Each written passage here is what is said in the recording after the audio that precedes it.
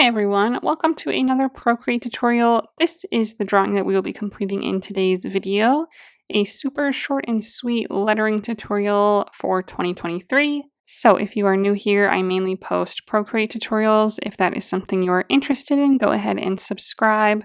The only thing that you will need to do before we get started is download the color palette and the font that we are using, unless you want to use a font of your own. So they are both linked in the description below. They're totally free to download. For the color palette, just double tap it to open it up in Procreate and it'll automatically import the same colors so that you can use them to follow along with the video. And for the font, you will need to go into Procreate, add a text layer to any canvas, and when you go to change the font, there's a little import font button that you can click. And then you will find the font that you downloaded and import it that way. I will also put the canvas dimensions, color profile, and layers needed on the screen here so that you can use them to get your canvas set up. So take a minute to get everything ready and then come back and we will get started.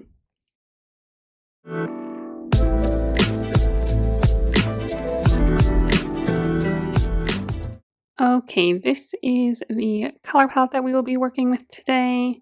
So the first thing that we are going to do is set the background color. So we are going to do that by going to our layers menu, opening that up, finding our background color layer at the bottom here. Click on that to open the color selector and select the first color on the first row of our color palette to fill it in with that color. Awesome, and then we are going to go straight into adding our text. So we are going to hit the gear icon. Under Add, click Add Text. You should have a little text bubble pop up.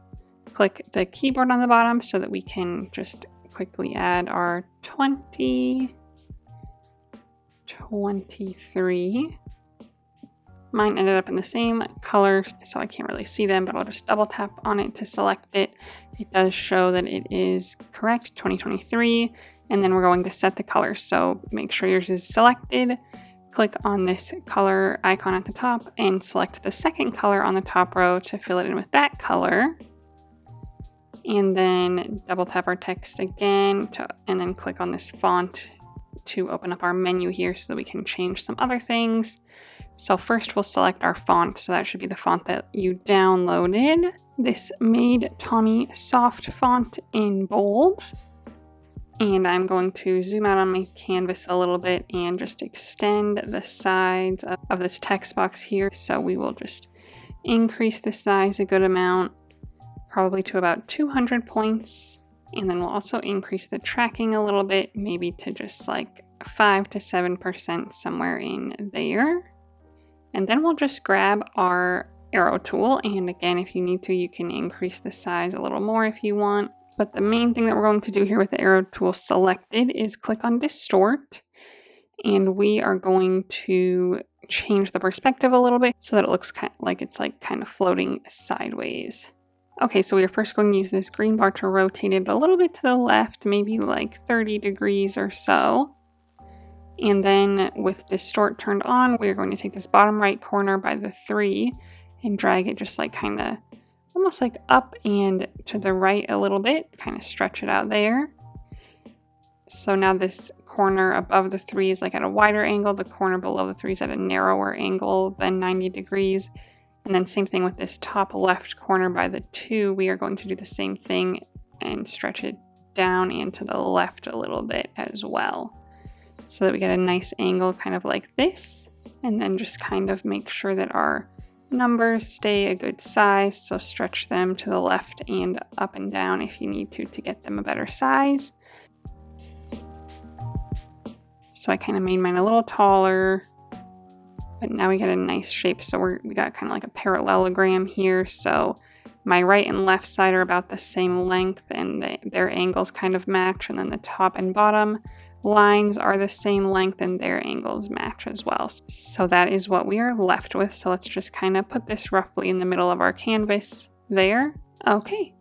Then when you click the arrow tool to turn it off, it should say your text layers are rasterized. That just means that we can't edit the text anymore, so we can't change the font or the text itself. But that's okay, we don't need to. So now we're going to change the colors of some of the numbers. So let's go to our layer menu on our 2023 layer here. We are going to grab the next colors in line to fill in with their respective numbers. So our first two is going to stay this light yellow color, but then let's grab the third color on the top row and we will drag that in to fill in the O or the 0. And then we will grab the next one in line, the brighter green, fourth on the top row, and fill in the next two. And then the last one to fill in the 3. And so now we're going to make the darker layer below it that we are going to turn into like our 3D block area to make our letters look like 3D blocks. So we are going to go to our layer menu, make a duplicate of this 2023 layer. On the bottom one, select that, click the wand icon, click Hue, Saturation, Brightness, and we're just going to turn the brightness down to 45%. You can't see the layer change because it's below our top layer that we're not changing, but turn that down to 45, then click the arrow tool and drag this layer pretty much straight down and to the left a little bit, and you should see the darker layer now. So drag it down quite a bit so that we can get some nice big blocky letters. So mine, you can kind of see the space, you can see a space on the O and the 2 and the 3 between the top lighter layer and our bottom darker layer. So somewhere about like this. So now we're going to connect this lower darker layer with our top lighter one to create the 3D block effect. And we're going to do that on the same layer that we're on here, this bottom 2023 layer. So since we did the hue, saturation, brightness to get the darker colors, they're not on our color palette. So in order to use the same color, we're just going to hold our finger on the screen where this darker yellow color is to select it. You can see it selected at the top, like so. And we are going to grab our monoline brush under the calligraphy tab to do this. We'll set the size at about 20%. And essentially we are just going to connect all of our different points from the darker lower layer to our lighter upper layer. So for example, the first one we'll connect is on this first two, the edge of this curve and the edge of this curve. We are going to connect those together with a line. So draw a line, hold it down till it turns perfectly straight, and then we'll fill in this extra space in the middle here. And then these two would be connected, but they already are by all the filled in space. But like these two again, for example, we will connect these 2 points. So we'll start on the darker one, draw a line, hold it down until it turns perfectly straight, connecting to the same point on the lighter one, and then fill in this extra space. Okay, and then here we'll just fill in all of this extra space. Okay, and then similarly, we don't really need to draw a line here or here, but we will draw a line here. Hold it down, connect the 2 angles.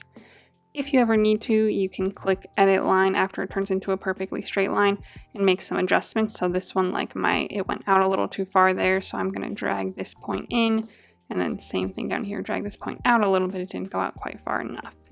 And then grab our pen again, and we are going to fill this in. So this actually overlapped a little bit with our dark green here, which is on the same layer, but that is okay. But so that is it for our 2.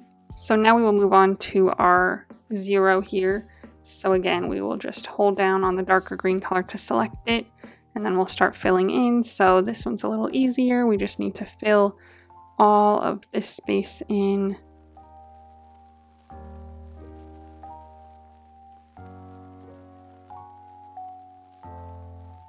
Fill in all of this space.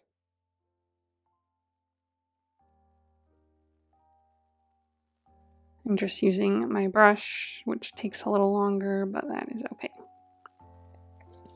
And then on the sides here, we'll just make a line to connect them. So a line from the dark green up to the light green, kind of at the same point there, and fill that in.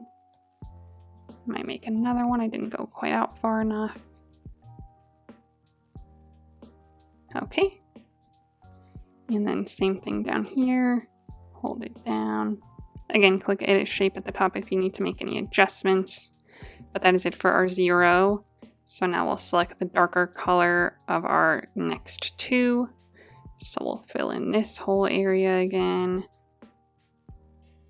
And then again, we'll connect this to this, like so. Fill that in. And then those 2 are connected and it's behind our O anyway, but then we'll connect these 2 points.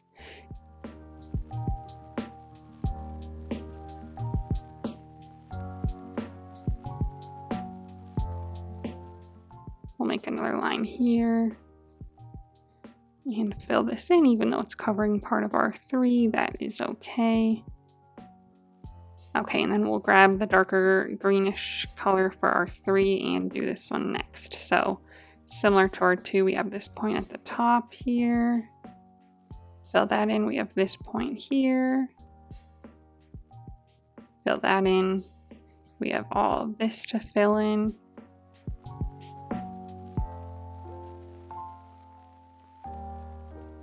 Okay, and then we have this point to fill in. So draw a line first, hold it down, edit it if you need to, and then fill in this little space here that it covers.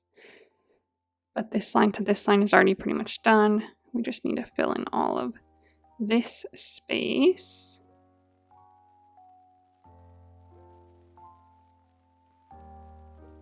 And then essentially we just need to connect this point to the point that would be down here, but we don't want to cover up this dark green that we have from our 2 because our 2 is in front of our 3. So we are just going to start kind of underneath our light green 2 layer, the one that's on top, and just kind of start over there, pretend that, you know, we're in line with about where we should be, and draw a line to connect it, hold it down, and then this all is going to be filled in as well. And then very lastly, this point on the end, so draw a line, hold it down, and fill that in. So make sure everything's filled in, make sure everything looks smooth, and then we will move on to some shading to really make them pop and look more 3D. So in order to do the shading, we are going to go to our layer menu, add a new layer above our bottom 2023 layer. Click on it and set it to a clipping mask so that we only draw on top of the shapes that we have laid down. And then click on the N on the layer and drag it up to multiply. So multiply is a great shadow layer style. We are just going to use these gray colors and it is going to create a shadow in the same kind of color that we have laid down already. So we will just go ahead and get started and you will see how that looks. But let's first grab the first gray color on the second row and we are going to switch to the soft brush under the airbrushing category for this. So find that, we are going to set it to about 5%. And we're just going to zoom in here and we are just going to start creating shadows and make them look more 3D. So first we'll start on this first 2. So we're going to create a shadow on the top left part here. So right where these 2 corners meet on the edge, I'm going to start there. Very, very lightly draw all the way towards the top. And we are just going to kind of work in like vertical strokes the whole time. Like so, to create a nice shadow there. Very, very lightly so that we kind of blend in with our original color. And then we're also going to draw a shadow in the middle area of this 2 here, being very careful not to go over this front part here. We don't want a shadow there where the like hook of this 2 starts. So just right in the middle here, kind of towards the edge. And then just kind of drag it down a little bit, very, very lightly to kind of blend in with our main color again.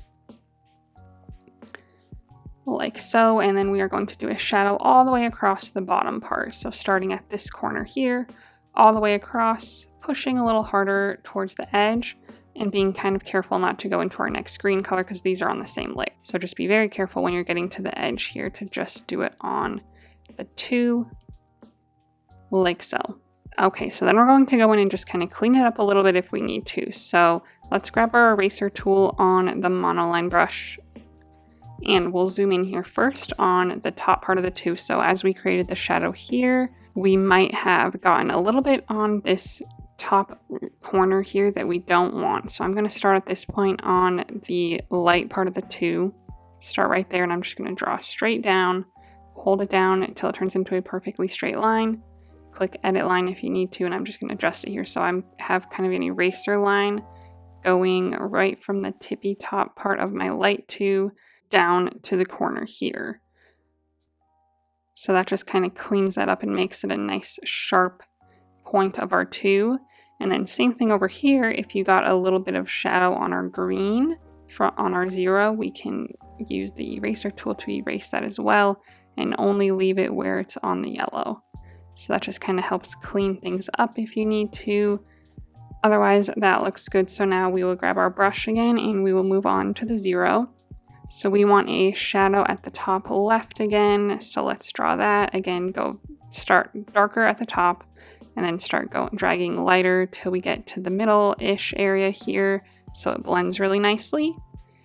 And then same thing inside, we are going to have it be very dark at the top, so push pretty hard and then get lighter as we get towards the middle of the inside.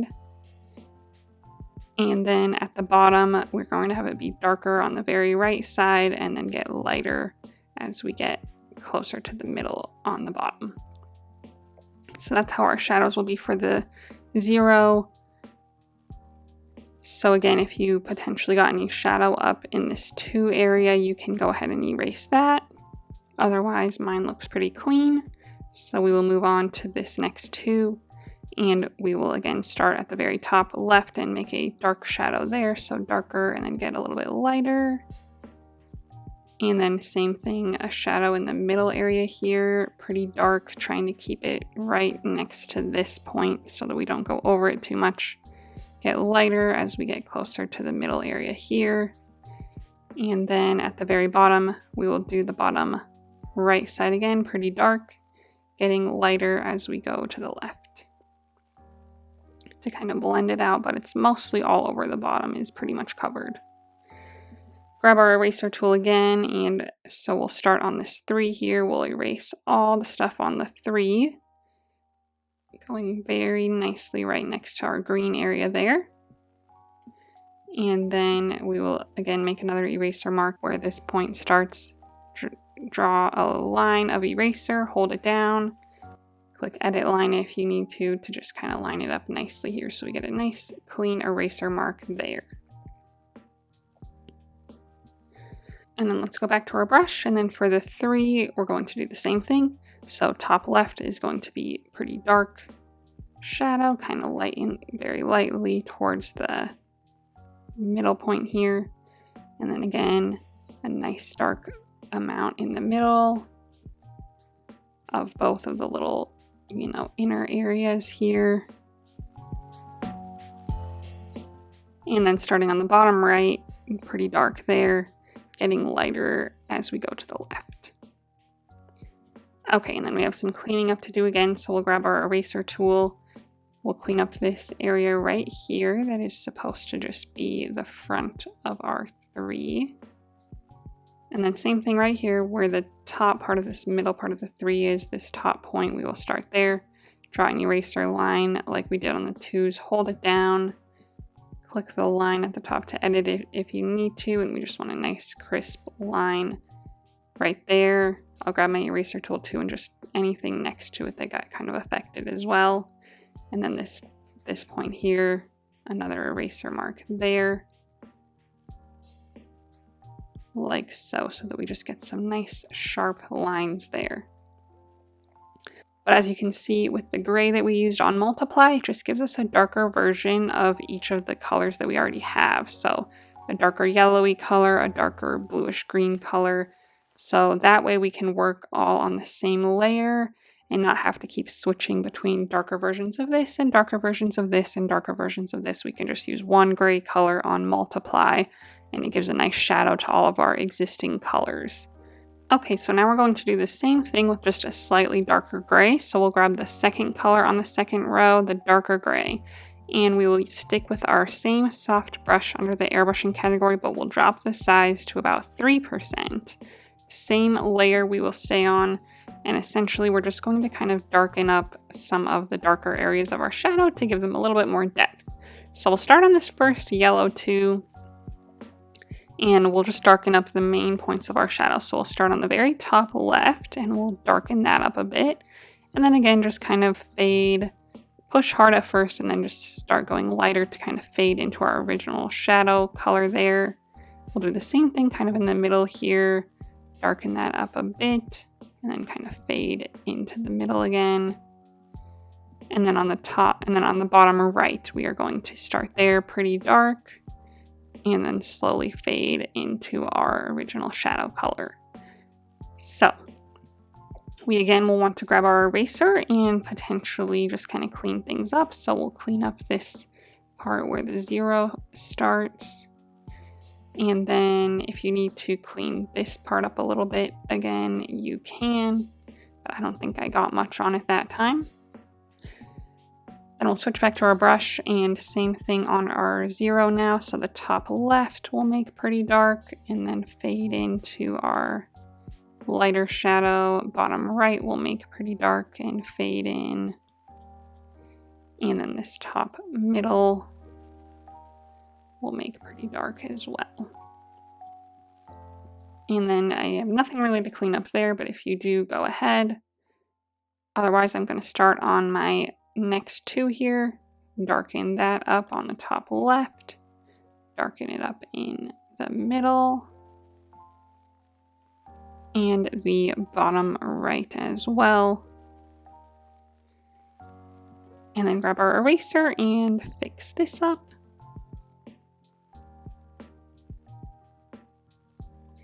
And fix this part up if you need to, but again, mine kind of didn't get touched there. So we will grab our brush again and move on to the 3. So we will do the top left here, the bottom right, and the middle area. And this middle area kind of towards the top side, and then this middle area. And then do any cleanup if you need to, but I think mine is good to go. Okay, so now it should look something like this. All of our numbers look very 3D now, so that is what we were going for. So now we just need to add a shadow underneath so it looks like they're floating. So we are first going to move all of our layers up a little bit so that we have more room underneath. That's what I need anyway. You might not need more room underneath, but we want our shadow a good distance below our numbers so that they look like they're floating up pretty high, and I don't have quite enough room for that. So I'm going to go to my layer menu, select all 3 of my layers here, click the arrow tool, and just drag them up a little bit. I have snapping turned on in the bottom left, and that is helping me also stay on my center yellow line here so that they are directly in the middle of the screen from left to right. So you might want to do that as well, but I have mine just a little bit higher to have some more room underneath them. And then in order to make our shadow, we are going to make another duplicate of our first 2023 layer, the one on top. So slide to the left and hit duplicate. The new one that pops up, go ahead and grab it and drag it to the very bottom. At this point, we can delete this layer 1. We have not needed it yet, and we will not. But this new one on the bottom here now, click on it and set it to alpha lock. Grab the second color on the second row, which we should be on already, and go back to our layer menu, and on this one on the bottom with alpha lock turned on, click on it and click fill layer to turn it gray. You won't see it on your screen yet because it's underneath our existing layer. We are going to click the N on this layer and drag it up to multiply so we get a nice shadow layer again. Click on it again and turn off alpha lock. Okay, now we're ready to move it, so we'll grab the arrow tool and we will move it down a good amount and maybe to the left a little bit as well, about to here, so that we get a nice good distance to make them look like they're floating. And then we are going to add a little bit of a blur to them as well to make them look more shadow-like. So we'll go to the wand icon and click Gaussian blur and drag that up to about 10% to give a nice shadow there. So That helps us look like we're floating. If you think your shadow's too dark, you can always go to your layer menu on the M on this layer, click on that to open up the menu, and you can drag your opacity down a little bit if you want, maybe to like 70 to 75% to make it a little bit lighter if you would like to. So that being said, that is the last step of our drawing today. Super short and sweet. So I hope you had fun. If you did, go ahead and give this video a thumbs up and subscribe to my channel if you'd like to see more tutorials from me in the future. If you would like to share your drawing on Instagram, I would love to see it. So go ahead and post it and then tag me so that I can check it out. While you're there, go ahead and give me a follow so that you can see what I'm working on next. Thanks for watching.